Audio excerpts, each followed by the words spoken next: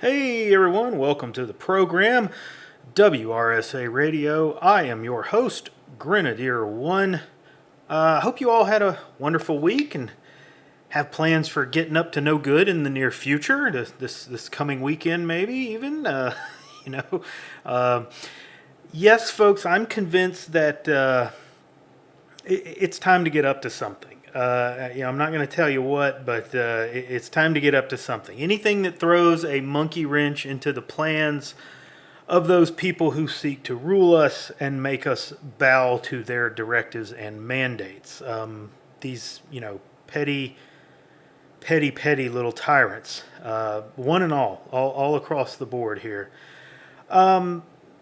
Spread the truth, resist their demands, do not comply, just generally become, ungovernable. Uh, whatever you and whatever you can think of, no matter, how small, put it into action. In fact, it's those little things that cause them the most problems. It upsets their carefully constructed narratives and illusions. So get to work on figuring out what you can do to be a problem and make that happen. Just get in their face. Get in their face. Now let's get to this week's focus of the show. So right now I think we all might be experiencing a nagging sensation, doubt, fear.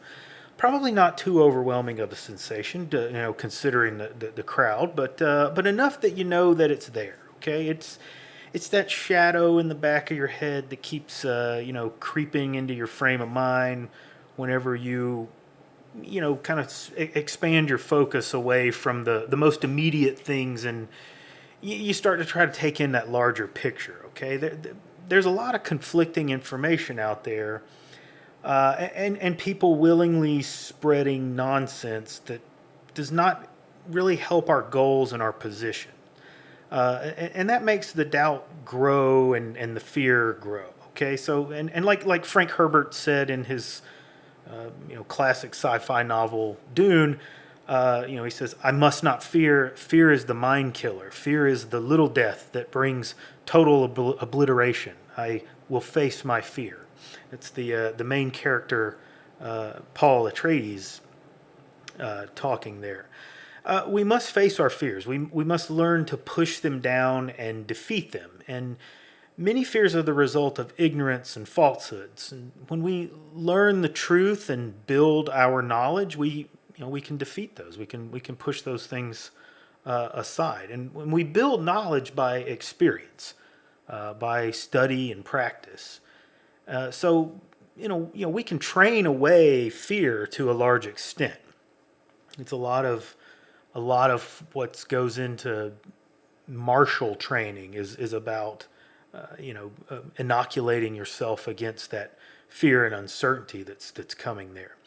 So today on the show, we're going to weave together kind of a Way of the Warrior segment with some practical information and try to give you perhaps a different approach to what you're doing to face this doom that is upon us, so to speak.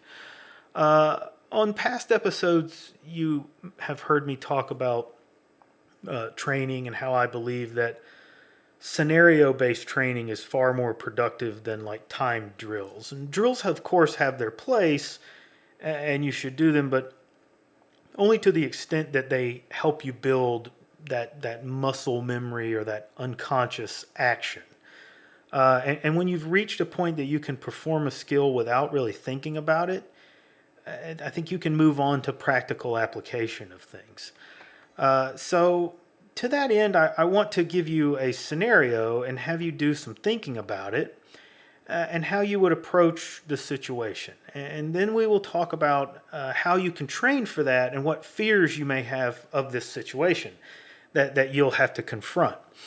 And the idea behind this is to give you some framework to kind of apply the process to other situations that you may encounter, other places that you may need these ideas and need these these processes. So this is so that you can begin training for these situations by constructing scenarios now while you still can to build those skills and inoculate yourself to those fears and doubts. Okay, so let's get started. So for this scenario, you have a local bad guy in your area, someone who needs to be watched, okay? Somebody that you want to pay attention to. In the future, when things get bad, you know that this person is going to be a problem. But let's suppose he is, and for this scenario, let's suppose he's like a meth dealer or something like that, some local bad guy, okay? But he has connections apparently because he never seems to get arrested. And when things get bad, this guy and his crew are probably going to cause a lot of trouble for you and the other people in your area. And you have no doubt that the law will do nothing to stop him because there will be no law. In fact, he will become the law. It's, will be his way or the highway. And here's our first stopping point, okay? The very presence of this individual in your area could be a source of fear and uncertainty for a lot of people. Maybe even yourself, okay? Maybe you don't exactly fear him, but you give him a wide berth to avoid contact and just having to deal with him in general. So you're not confronting the problem, you're just avoiding it. And much like you would a wild animal, okay, like a bear or something like that. Do you allow this to control and dictate your life? Do you go out of your way and inconvenience yourself just to avoid contact with this individual? And that's a problem, and it's only going to get worse when things break down. So back to this situation. And this individual has made it clear through various people that he intends to be in charge when the law breaks down. Okay, perhaps he's told the local gossip, every town's got one, every place has got one, that he'll be running things soon. He's going to be in charge, or people should watch out for him and mind their business because when he's in charge, things will not go good for them. Things like that. You kind of get the picture of what I'm building here of this individual. So what do you do here? If you attempt to face your problem and stop letting him dictate the course of your life, then you're likely to come into confrontation with him and perhaps escalate the situation, perhaps make it worse for yourself. And granted, at this point, you're still living in a world where there is nominal rule of law, but the law never stopped the bad guy from doing something. So, you kind of have to weigh the situation here. So think about that for a few minutes. Maybe pause the show here and give it some time to think about how you would handle this situation. Okay, so we'll give you kind of a minute to think about this. Okay.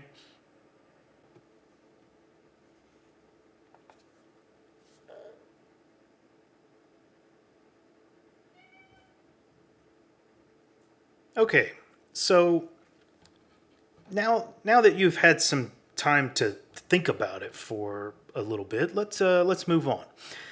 Ideally, you've concluded that something must be done about this individual before law breaks down. Okay, you need to decide what though. Okay, and how you're going to go about things. What's your best course of action, and what his likely course of action will be in the near future. And honestly, you don't know. You don't know because you lack knowledge and information that serves as a means of assisting your decision-making process. That's called in again, martial terms, intel or intelligence. And intel drives the fight. So before you can make a plan about what to do, you have to gather more information. You have to make a plan in order to make a plan. Okay, and how are you going to go about that? How will you go about gathering this information about this person? Do you know what kind of information you need to gather?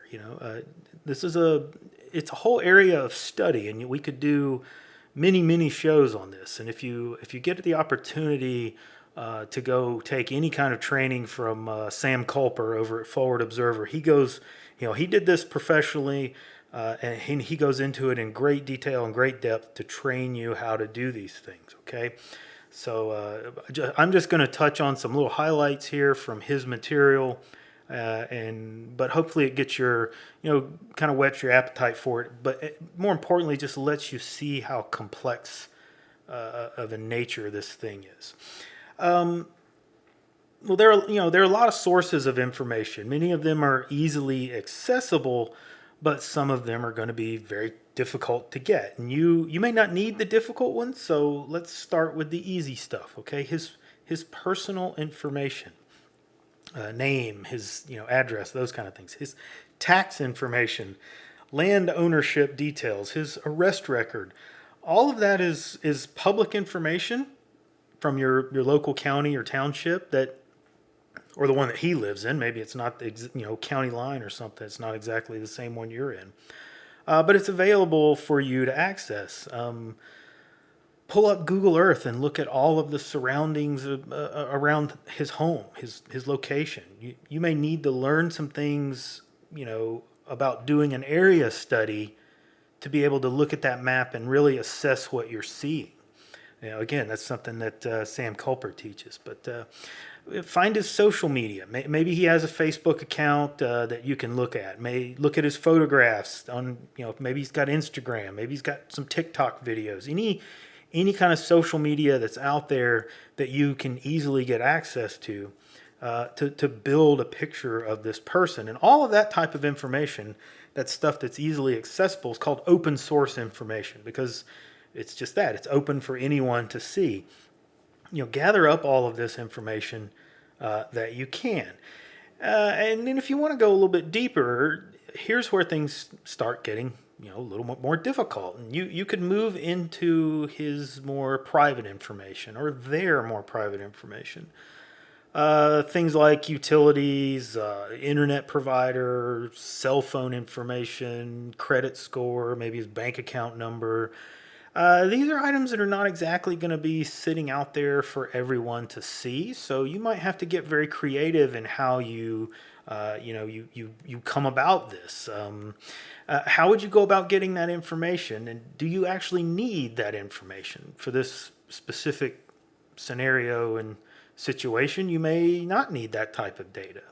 But you need to be thinking about it, because there may be situations with other individuals where that type of information is important and useful. And one way of getting this type of information is to search their trash for discarded mail or receipts, or any slip of paper, document, whatever that has that kind of data on it that someone might carelessly throw into the trash. So that would mean that you would need to somehow get their trash, okay? Knowing when the trash picks up is probably a good start here, okay? Maybe you've got the same trash provider, trash collection company, or maybe you would, have to drive by the house and see what trash cans they have to see what that provider is that they use.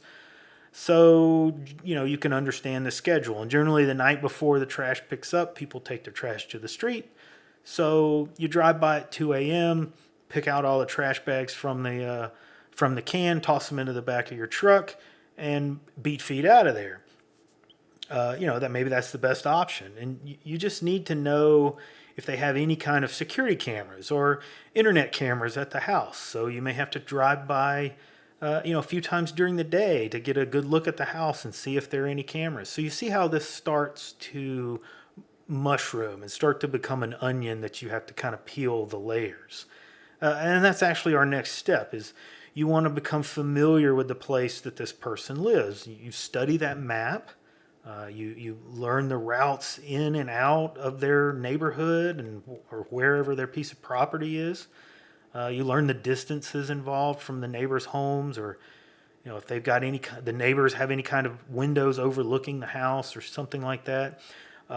Learn where you can sit and watch without being seen yourself. And that may mean that you have to park in one place and kind of stalk your way into, concealment, so a wooded area or something, to set up long-term surveillance. You may need camera equipment or long-range optics to get the best look that you can at this person and, the activities that are going on there. What you need to be collecting is, schedules and movements, times when the person is out and about. What do they do when they're at home? When do they get up in the morning? And how late do they stay up at night? Do they respond to those security cameras? Maybe they have them, but they don't really pay any attention to them. Do they get a lot of packages? Maybe they get an Amazon delivery, every other day, and you can take advantage of that. Okay, and this is kind of the third phase of the operation. And keep in mind, we're just talking about gathering intelligence to formulate a plan for future action. We've not even began trying to put that plan together. And I hope you can begin to see how complex something like this can be and how time intensive it can be. We're talking about hours and hours of work and observation just for one subject, just for one target, if you will.